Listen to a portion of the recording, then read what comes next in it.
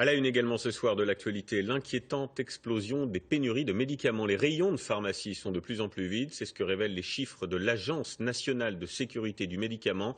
En 7 ans, les ruptures d'approvisionnement ont été multipliées par 10. Pourquoi?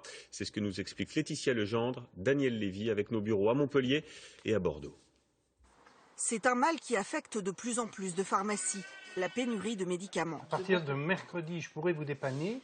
Par contre, surtout, vous n'arrêtez pas votre traitement. Cet octogénaire qui souffre de problèmes cardiaques va devoir attendre son anticoagulant encore quelques temps.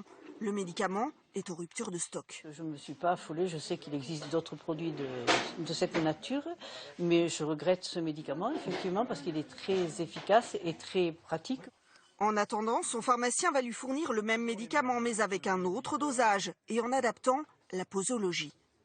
Entre 2008 et 2014, le nombre de ces ruptures d'approvisionnement a été multiplié par 10, au point que ce pharmacien vient d'alerter l'Agence de sécurité du médicament. En temps réel, il peut consulter les articles manquants. Ils sont de plus en plus nombreux. L'hypertension, manque fabricant. Un produit pour les diarrhées aiguës chez les enfants, manque fabricant. C'est très ennuyeux, ça peut même limite être dangereux pour certaines pathologies, surtout les gens qui font de l'hypertension. Pour dénicher les médicaments manquants, c'est le système D, sans garantie.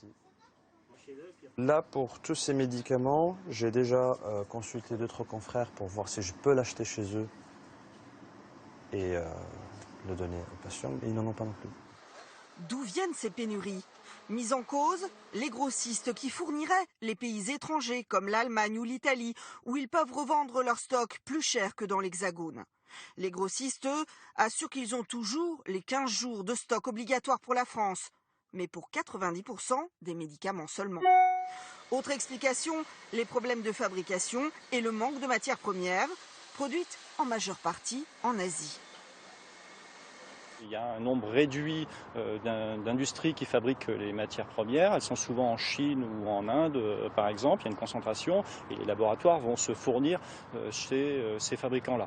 Et effectivement, s'il existe un problème de fabrication au niveau de ces industriels-là, ça a une répercussion au niveau mondial. La future loi santé prévoit de mieux encadrer la disponibilité des médicaments. Une liste de traitements d'intérêt majeur devrait être établie.